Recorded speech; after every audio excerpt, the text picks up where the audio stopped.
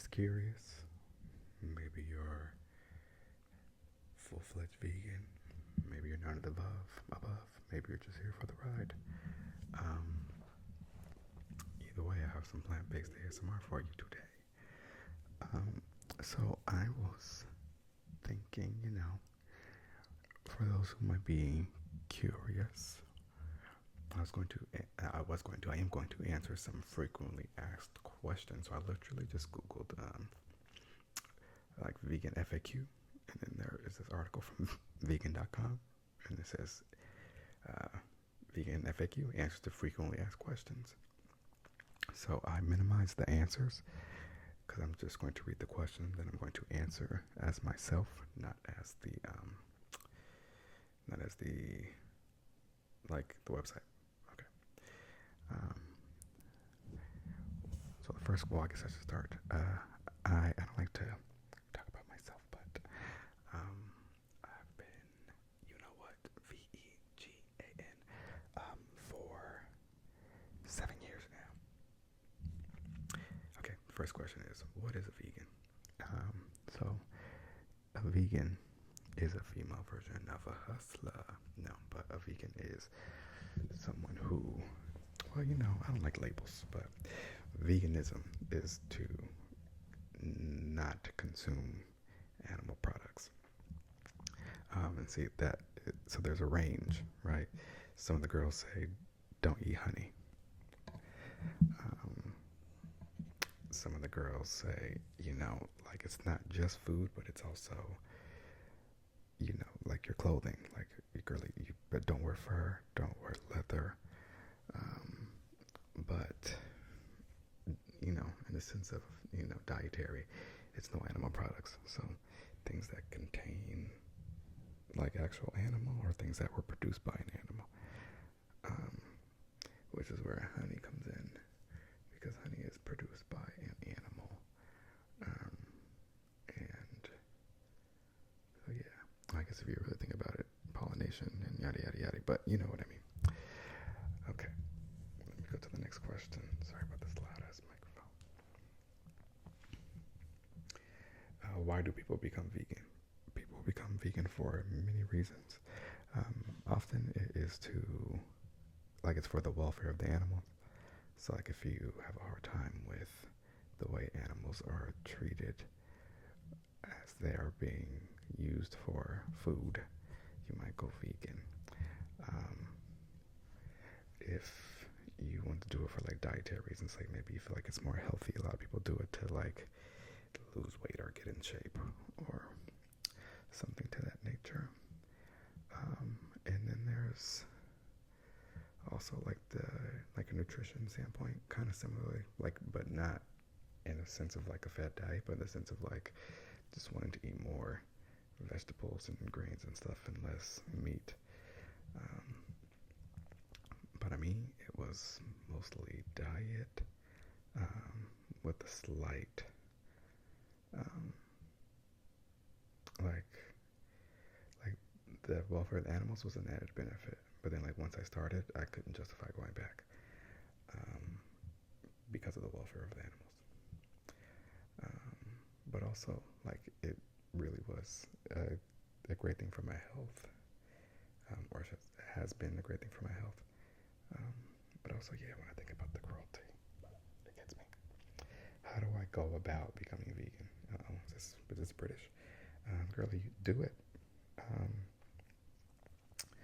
You just don't eat animal products anymore. Have you done it? Okay. So that section was titled Basics. This next section is called Transitioning to a Vegan Diet. So, the first question is, how hard is it really to become vegan?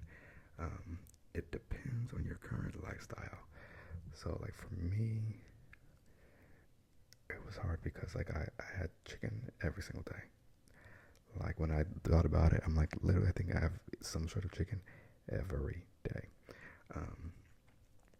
So that was tough because I ate, like I said, a lot of chicken.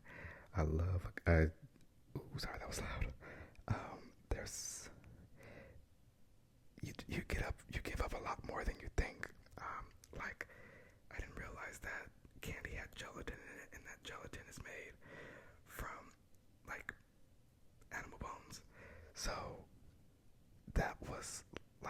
So I'm like not only gonna like not have the basics like meat, dairy, but also like girly, I can't have Starburst. And you start to think about all the things like just candy, like with dairy in it. So like I'm like no Snickers, no Milky Way, none of the things, none of like my favorite sweets, And then when Thanksgiving comes around, none of the desserts you usually eat, and none of the foods you usually eat. So that part of it is tough. But if you're someone right now who doesn't get into meat that much anyway, and you've already been doing almond milk and oat milk, and you don't eat a lot of candy, then it's going to be obviously less of a challenge. But there is going to be something that you're like, oh dang, I didn't realize, and that part is kind of tough. But it's also, I think that's a big part of why it was helpful for me in the weight loss journey. Is just a lot of the things that I would eat.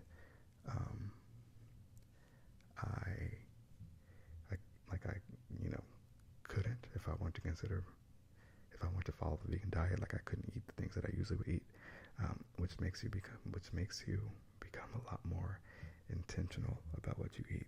Like you have to like really sit and say, okay, what do I want? Okay, how do I make it vegan? Okay, what's actually in this? And so you make better decisions in that aspect. And then also, like if you are like at work, right, and there's donuts today, it's like, oh fuck, can't have the donuts, things like that. So, but again, this is not advice of any sort. I'm not a dietitian. I'm not a nutritionist. I am not going to ask you to restrict anything that you do. I'm just giving you the information, child. Which usually is not me. I'm very much a soapbox kind of girl. But when it comes to people's eating, I feel like it's very personal. So, okay, the next question: is it better to make the transition gradually or all at once? In the words of Whitney Houston, I did all at once. Because when I did it, it was only supposed to be 7 days. It was like a 7-day challenge that like my family had talked me into. So it was only supposed to be 7 days. So I was like, okay, I'm just going to do these 7 days, knock it out, and also have a very compulsive personality. So even if I want to do it gradually, it wouldn't be as fun for me because I can't go all in with that. So I did it all at once. But for some people, they say, like I can see both sides. Like if you do gradually, it's nice because it's an easier transition. It's not so like stark, and you can like slowly adjust, obviously, and like learn as you go. But on the flip side of that, I feel like if you do that, you might, and this is obviously just me thinking out loud, but like you might plateau or like find a spot. You're like, you know what, that's good enough for me. Like after you cut out meat, yeah, you know what, I'm just going to be vegetarian, actually. Or like you might find a stop along the path that like makes you become a little bit complacent, and then you end up just kind of saying, okay, well, I made it to giving up meat and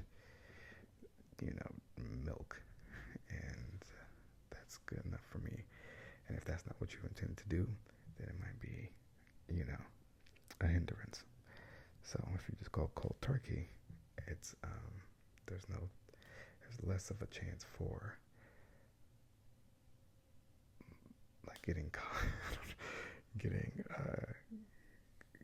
like not making it all the way to the vegan diet. But also on the flip side, if you go cold turkey, no pun intended, it might be too harsh and you might revert back. So it depends on who you are and what kind of personality you have, I guess.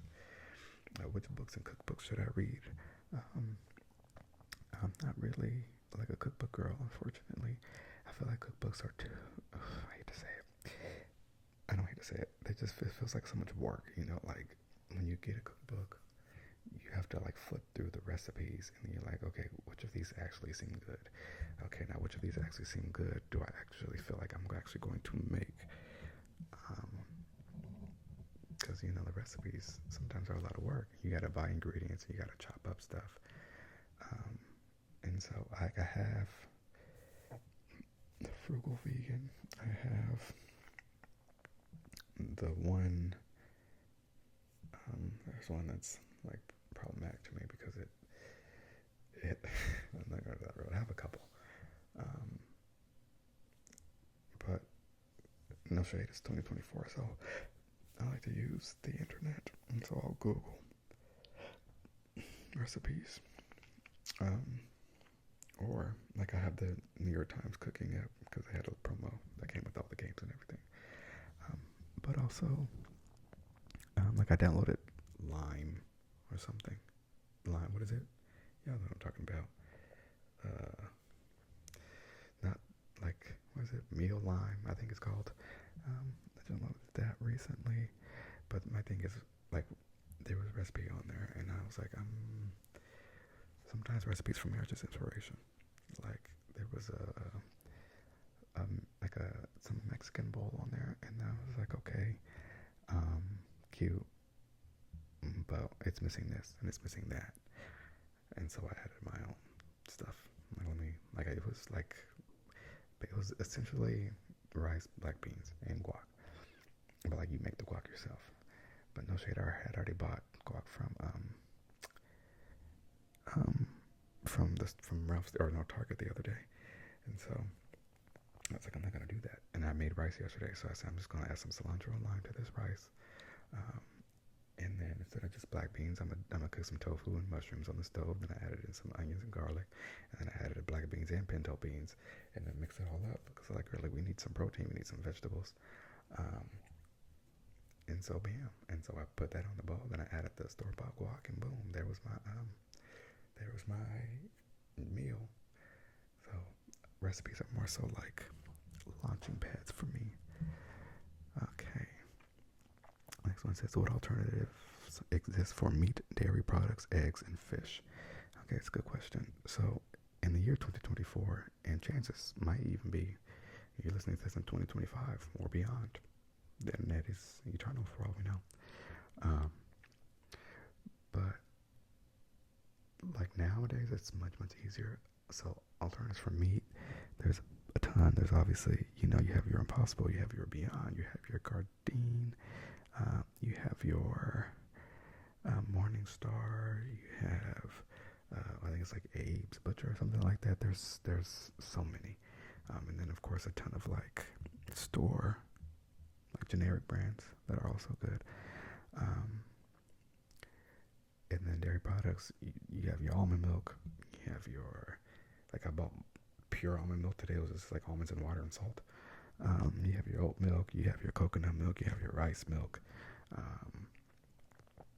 you have your cashew milk, soy milk, pea milk.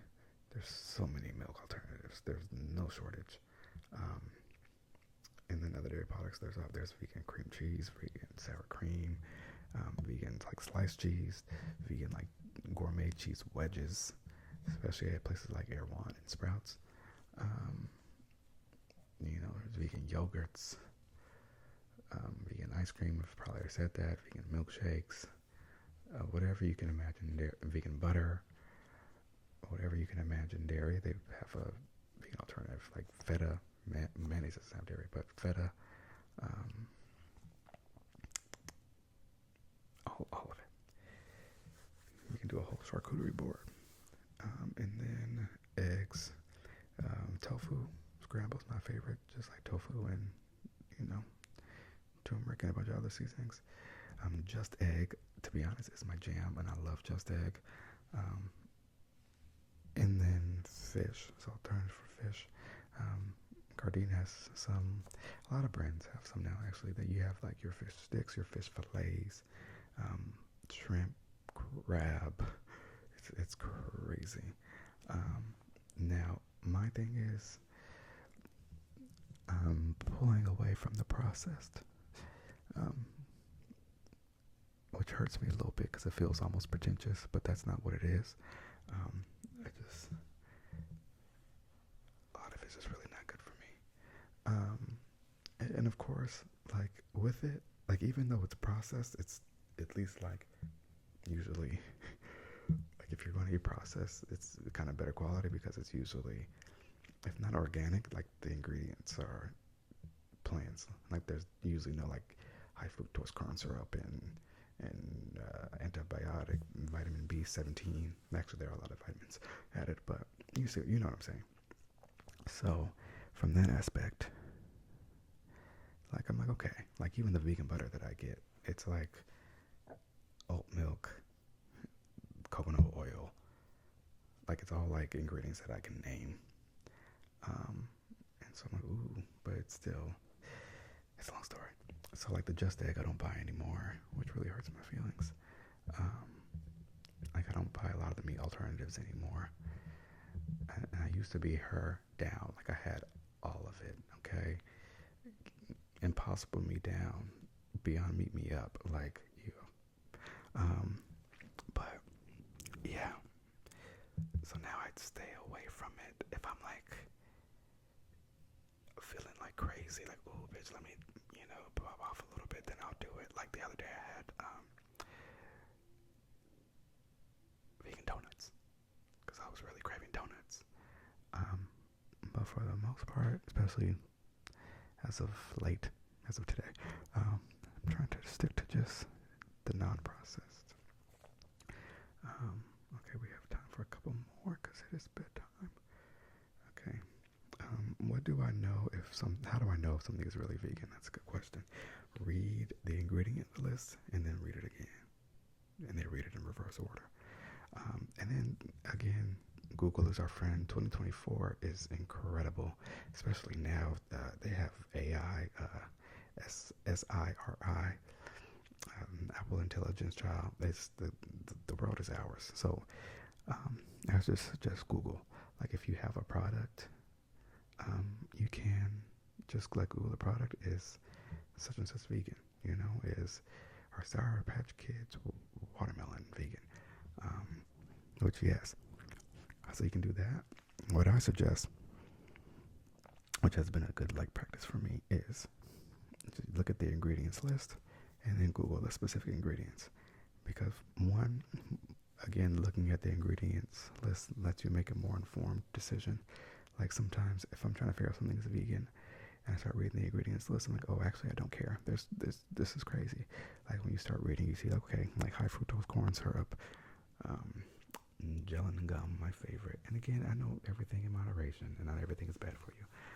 But when you just start to read it and you see all the different ingredients, red 40, yellow 72, 34, and blue, like it's a lot. And so I suggest reading the ingredients, and eventually you'll know like there are ingredients that you're not going to be familiar with until you start reading the actual ingredients of things and Googling them. So at first it's going to be a lot of Googling, but the more you do it, the more you know, and it'll be easier. Like from now, I hardly ever have to Google. Like if I do have to Google, then that's probably something I don't want. So yeah, just look at the ingredients list. Even like lip balms. Let me plug. I do have a lip balm business, but like even lip balms, they're made with lanolin, which is like the wax from sheep's wool, and beeswax. Beeswax is one of the ones where it's controversial in the community. I don't think it's actually that controversial. I think people are mostly on the same side, but like beeswax comes from obviously the beehive, and I don't mean the beehive, but basically they melt the bees' homes to create beeswax, and then lanolin again it's from the farm sheared sheep. So like even like that, it's like one of the examples of like things you don't even think of. So just like I always like when I'm reading the ingredients, I don't know what lanolin was, so then I have to learn about it. But now I can tell. That led me to creating my own lip balm brand. So plantbucker.com if you're interested. But yeah, so again, the more you read and invest in it, the more you'll know, and nonetheless, you'll have to Google. Let's see. Do we have time for one more? And then also there's sometimes there's like natural flavoring and things like that, or like things that could come from like lactic acid that usually is from plants, but I guess could be from animals. So my thing, again, that's when I Google like it's such and such, like the actual item name and brand, or I just like if it's that close, like it's like if the thing doesn't say it contains any animal products and it's like lactic acid. I feel like lactic acid is the wrong thing, but there's lactic acid is what we have like in our muscles and things, but that could be it. Anyway, bitch, if you're like not sure, but you're like mostly sure, you've done your due diligence. If it's something that you buy often, then I would definitely investigate more.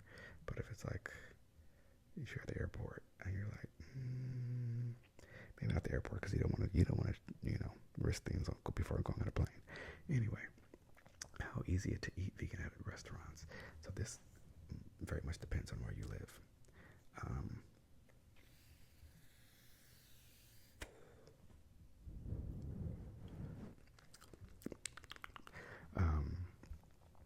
Like in Los Angeles, there are tons and tons and tons and tons and tons and tons of like, I always say like vegan, like exclusive restaurants, like all they serve is vegan food.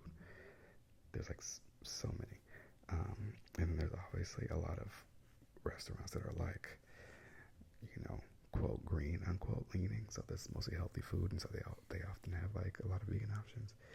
And then there are places that like most restaurants in LA, I feel like most might be an understatement, but I mean an overstatement, but a lot have at least one vegan option, so that's pretty simple. If not, just asking them to make, like not asking, but like vegetables, if they have vegetables, you can get steamed vegetables.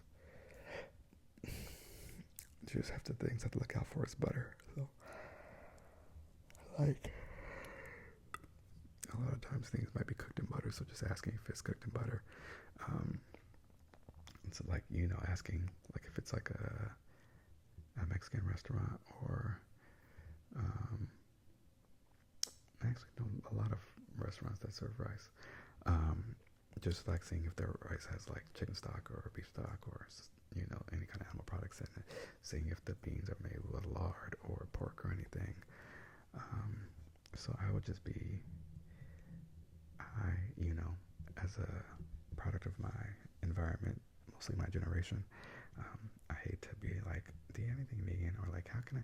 So I will research very much so online beforehand and try to find something. I go to the website, go to Yelp, see what I can find. But worst case scenario, you can just literally ask and say, you don't want any animal products. Like, do they have recommendations?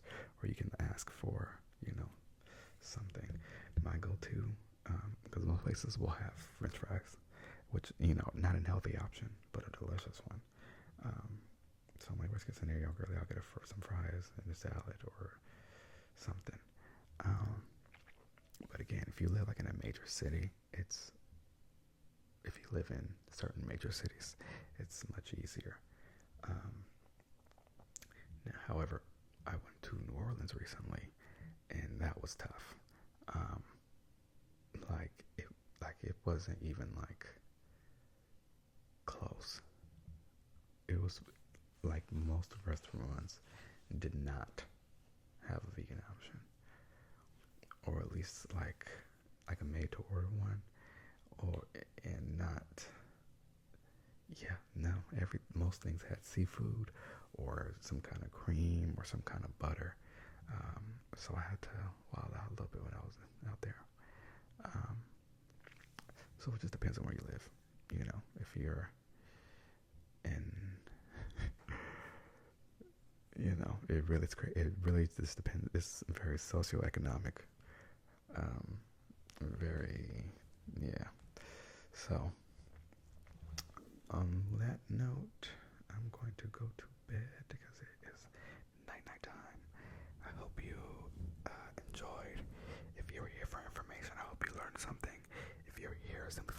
relaxation.